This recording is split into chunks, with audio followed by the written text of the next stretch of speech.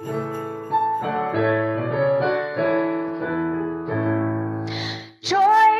the world, the Lord has come.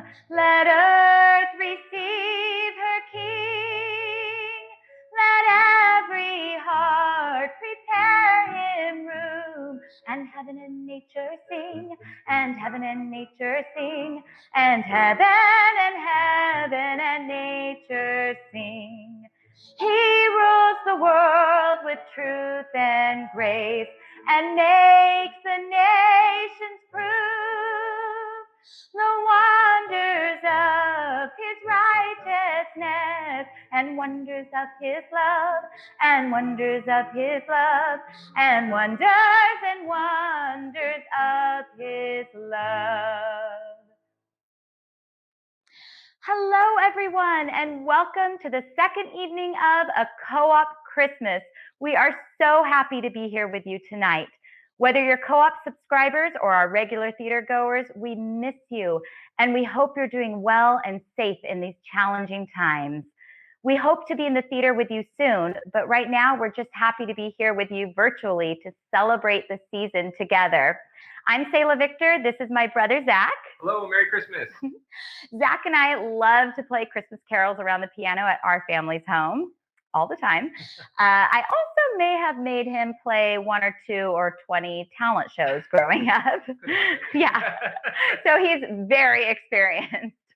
We have some wonderful pieces for you tonight. Both pieces focus on the gifts of Christmas, and they may not be the gifts that you see under the tree. The first piece is by the New York Times bestselling author Gregg Easterbrook, called The Gift Behind the Gift. So grab your hot cocoa and enjoy.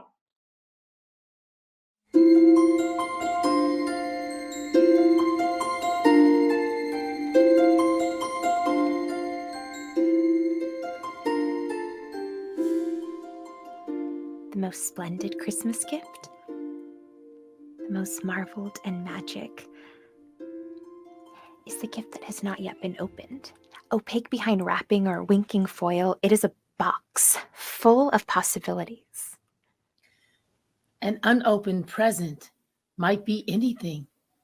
Gems, crystal, oranges, a promise of devotion. While the present is unopened, it can rest under the tree to be regarded and speculated upon at length, becoming whatever the recipient wishes. Opening the present, by comparison, is often anticlimactic, no matter what the contents. For once opened, the gift passes from the enchanted realm of promise into the constrained reality of material possessions. Then it begins to impose terms on its owner. Terms like sizes, warranties, Colors, Maintenance, accessories, storage space, assembly. extremely thick books with instructions. Anyone receiving the 9,036-piece Lego Roman Colosseum set should not expect to speak to loved ones again until next year. Stop. Open a gift, and like the vacuum in a coffee can, the possibilities whoosh away, never to be recovered. So it is that Christmas Eve is the best part of Christmas. Or compared with the clamor and urgency of the day itself, the schedules to satisfy, the near strangers to pretend to be friends with, the post-gift frenzy to compare windfalls. Christmas Eve is serene. It is the moment, still and expectant, when the warmth of the season may be felt for its own sake. The moment to light candles and listen for a sound in the distance.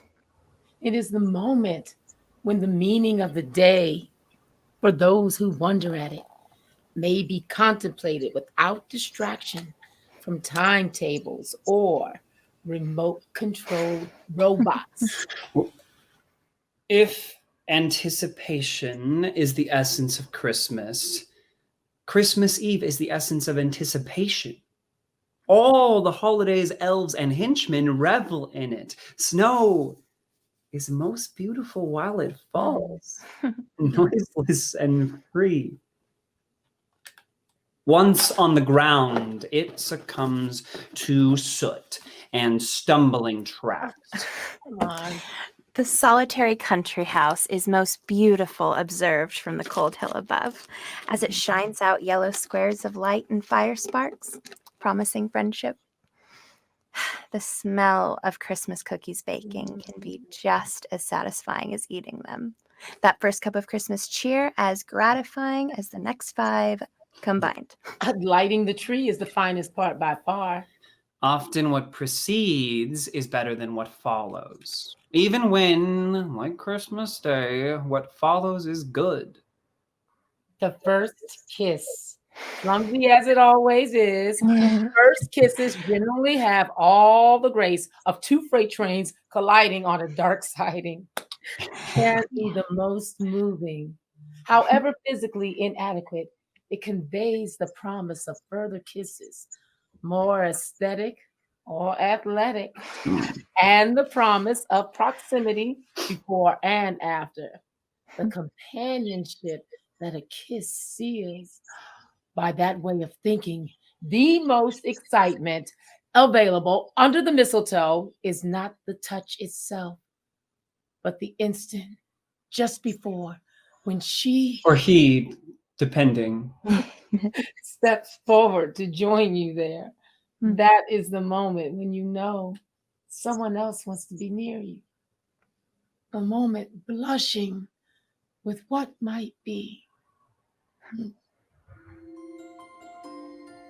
The original point of Christmas, now better reflected on tranquil Christmas Eve than on the madcap day itself, was to proclaim what might be. Wise men and shabby shepherds alike went to Bethlehem that first Christmas Eve because they hoped what was happening there would begin to elevate humankind, to make us more truly humane and deserving of each other. So far, it has not worked out that way. But that does not mean that the ideal is wrong or the goal unattainable. What might be only elusive, not impossible. Peace on earth and mercy mild are still possible. On Christmas Eve, all things are possible.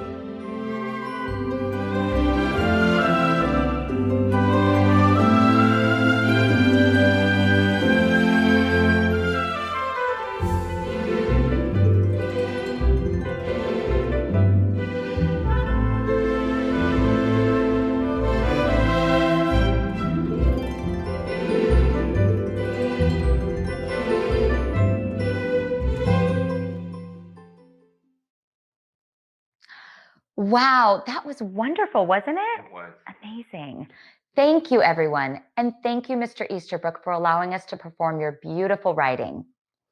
While you're enjoying your cocoa or whatever it is you're drinking, don't forget to subscribe to the Actors Co-op YouTube channel. Just click subscribe below the screen and you'll catch all of our upcoming online performances. It's hard to believe, but 9 months ago, life changed for all of us. Schools, businesses, churches, families, the list goes on and on. We pray that you and yours are all doing well during this difficult time. Arts organizations were also deeply affected. In particular, theaters from the East Coast to the West Coast have been closed, and all have experienced extreme financial hardship, including Actors Co-op. When the pandemic hit, we had to close our production of Lee Blessing's A Body of Water ahead of schedule. Marvin's Room was just about to open, and A Man of No Importance had just been cast and was soon to begin rehearsals. So I hate talking about money, but I have to be crystal clear. Our theaters were spending money to create theater, but closed before we were able to recoup those expenses, leaving us with a deficit of $40,000. The good news is our year-end campaign has already brought in nearly $15,000. And we're confident that we can make up this deficit so that we can bring you outstanding theater in the coming year. We know these are extremely challenging times for everyone, but if you're able to support Actors Co-op in any way, we'd be extremely grateful. Just visit actorsco-op.org. The link is in the chat as well, scrolling below me. Thank you, everyone. And while you're getting out your checkbooks or credit cards or getting a refill, I'd love to sing you another song. This song is so special to me because it's actually my mom's favorite Christmas carol, and my brother and I play it every year. So please enjoy.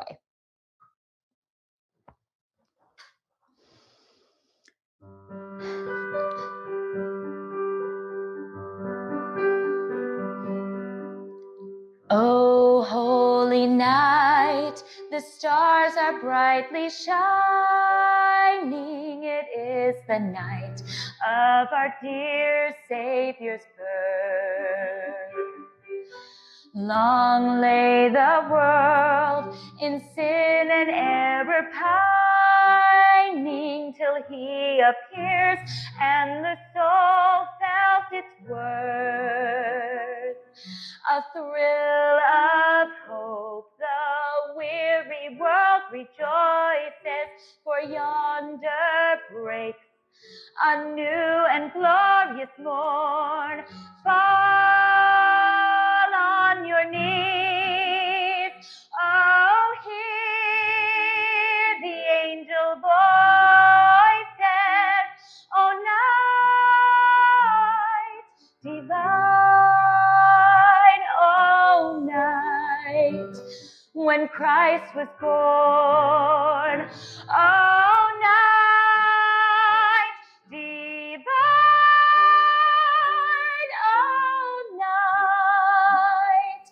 oh, night divine.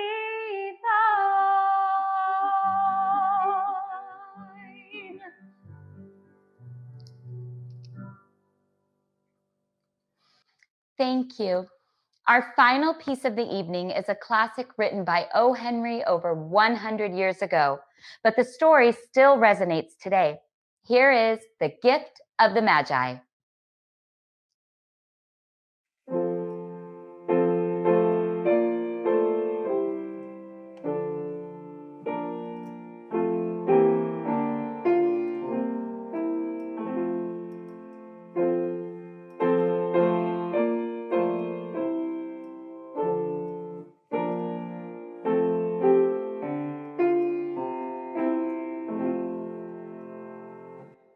$1.87. That was all, and 60 cents of it was in pennies. Pennies that Della had saved 1 and 2 at a time by bulldozing the grocer and the vegetable man and the butcher until her cheeks burned with the silent imputation of parsimony that such close dealing implied. 3 times I counted it, $1.87. And the next day would be Christmas. There was clearly nothing to do but flop down on the shabby little couch and howl. So I did.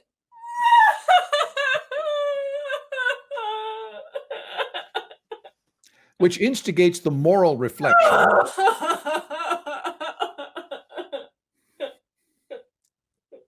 Which instigates the moral reflection that life is made up of sobs, sniffles, and smiles, with sniffles predominating. While the mistress of the home is gradually subsiding from the first stage to the second, let us take a look at the home. A furnished flat at $8 per week. It did not exactly beggar description, but it certainly had that word on the lookout for the mendicancy squad. In the vestibule below was a letter box into which no letter would go, and an electric button from which no mortal finger could coax a ring. Also appertaining thereunto was a card bearing the name Mr. James Dillingham Young. The Dillingham had been flung to the breeze during a former period of prosperity when its possessor was being paid $30 per week.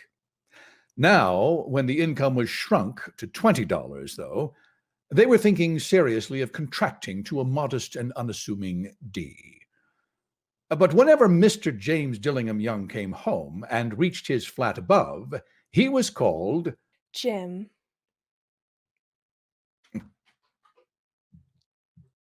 And greatly hugged by Mrs. James Dillingham Young, already known to you as Della, which is all very good.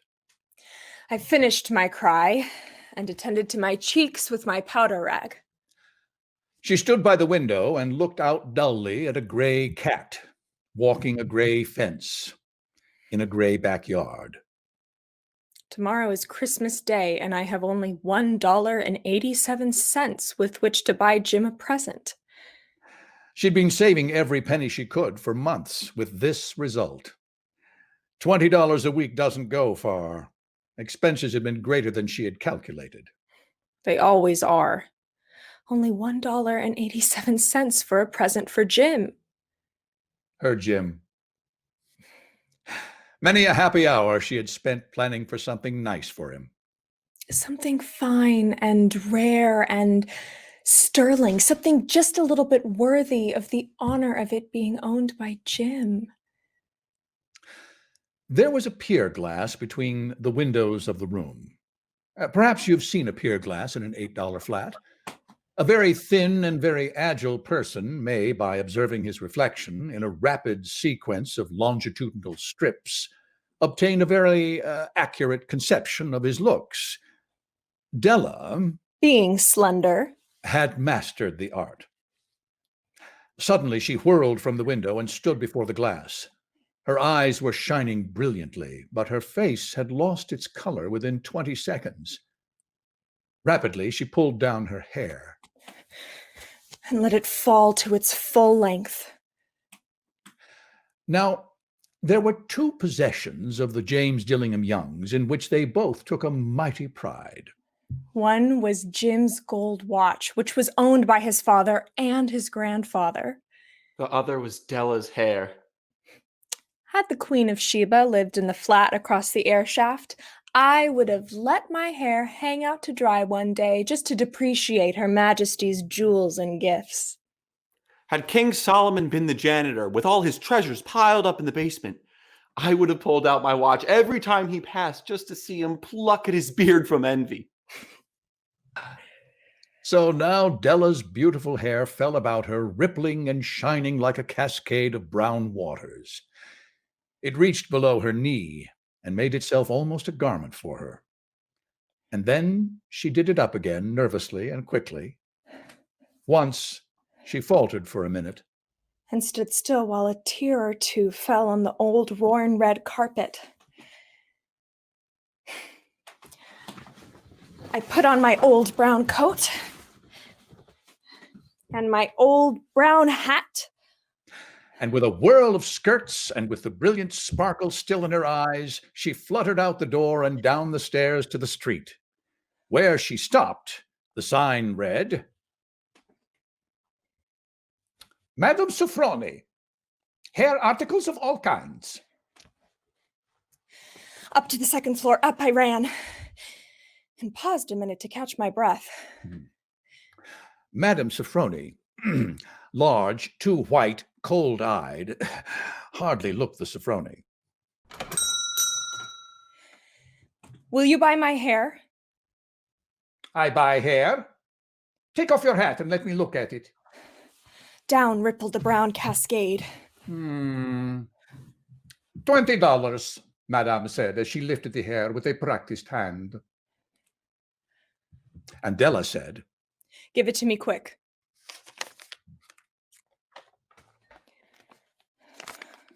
Oh, and the next 2 hours flew by on rosy wings. Oh, forget the hashed metaphor. Della was ransacking the stores for Jim's present. I found it at last. It had surely been made for Jim and no one else. There was none other like it in any of the other stores. And she had turned all of them inside out. It was a gold watch chain, simple and chaste in design, properly proclaiming its value by substance alone. And not by meretricious ornamentation, as all good things should do. It was even worthy of the watch. As soon as I saw it, I knew it must be Jim's. It was like him, quietness and value. The description applied to both. $21. They took from her for it. And I hurried home with the gold watch chain and 87 cents. With that watch chain on his watch, Jim could be properly interested in the time in any company. Grand as the watch was, he sometimes looked at it on the sly on account of the old leather strap that he used in place of a watch chain. When I reached home, my intoxication gave way to a little prudence and common sense. I got out my curling irons and lit the gas.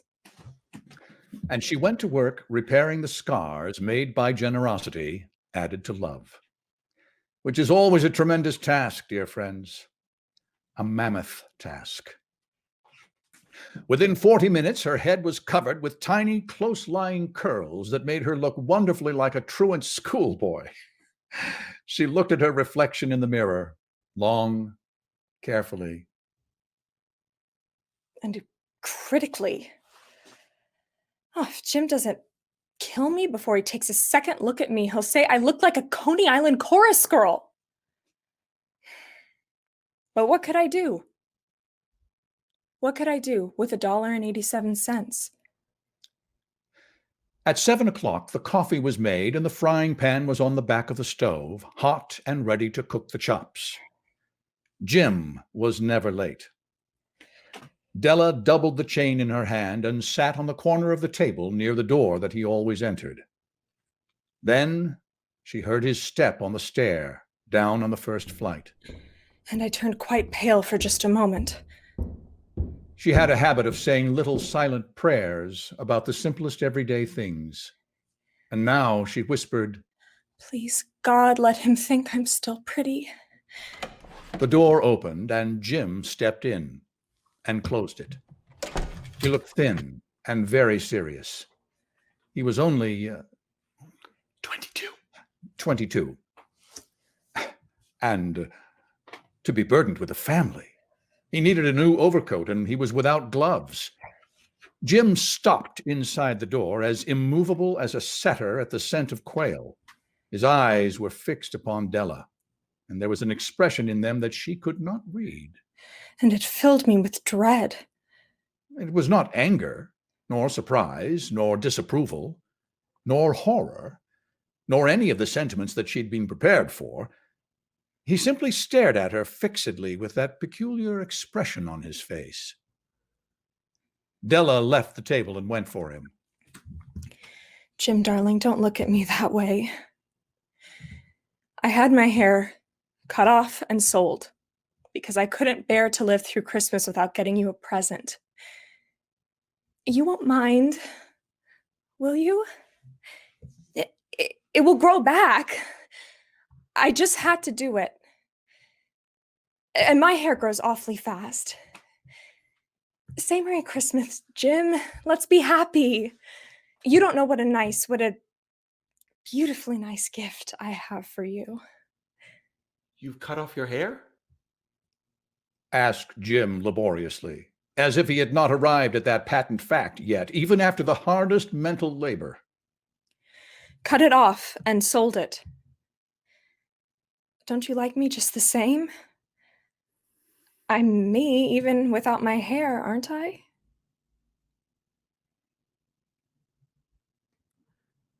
You say your hair is gone? He said, with an air almost of idiocy. You needn't look for it. It's sold, I tell you. Sold and gone, too. It's Christmas Eve, Jim. Be good to me, for it went for you. Maybe the hairs of my head were numbered. She went on with sudden sweetness. But nobody could count my love for you.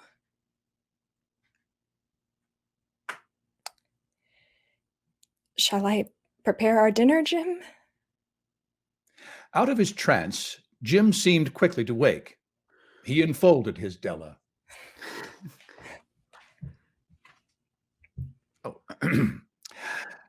For 10 seconds, let us regard with discreet scrutiny some inconsequential object in the other direction. $8 a week or $1 million a year, what's the difference? A mathematician or a witch would give you the wrong answer. The Magi brought valuable gifts, but that was not among them. Jim drew a package from his overcoat pocket. Make no mistake, Dell, about me. I don't think there's anything in the way of a haircut or a shave or shampoo that can make me like my girl any less.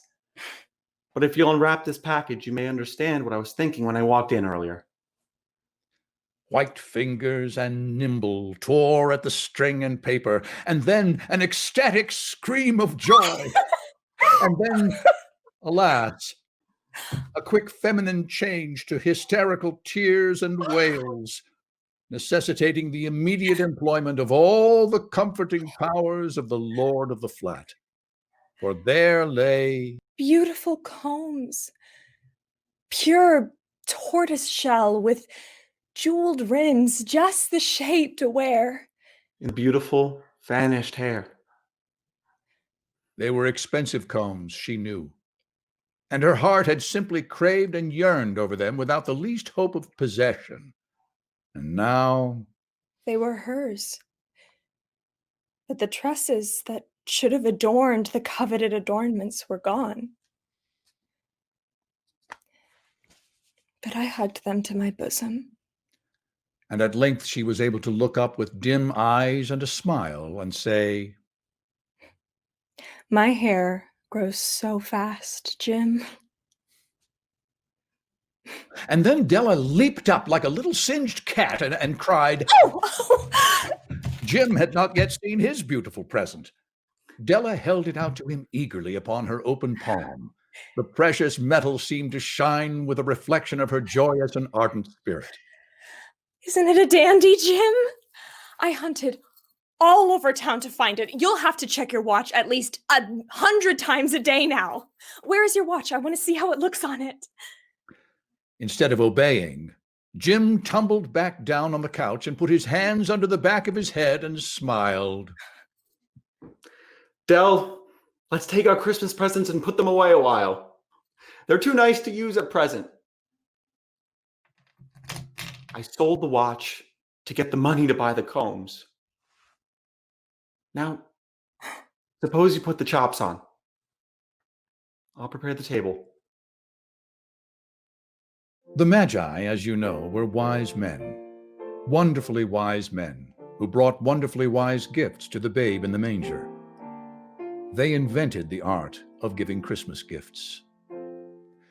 And here we have related to you the simple story of two not terribly wise children who sacrificed for each other the greatest personal treasures they owned.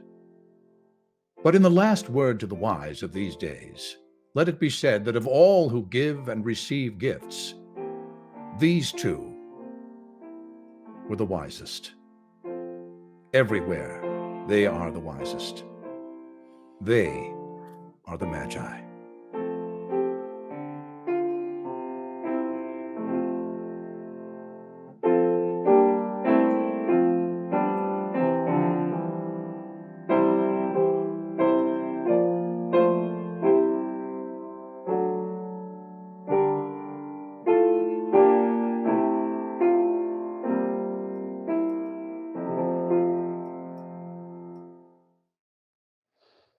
I love that story and how people really gave from their heart.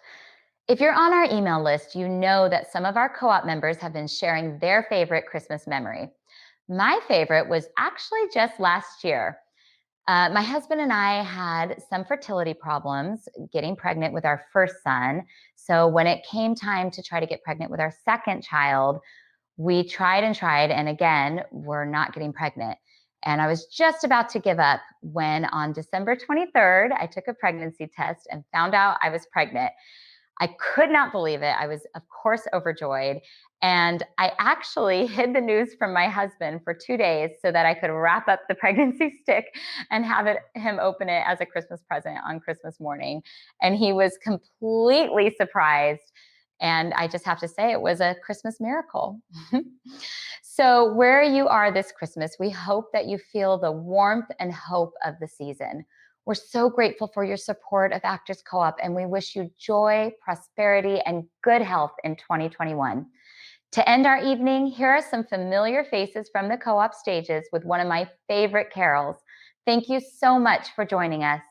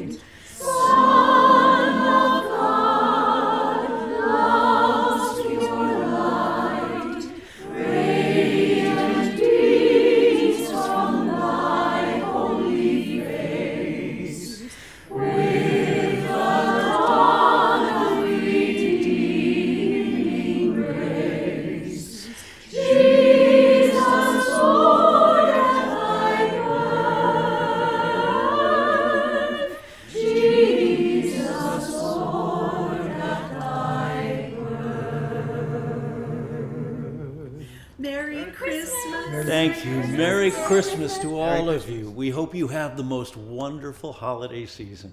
Thank you for joining us tonight.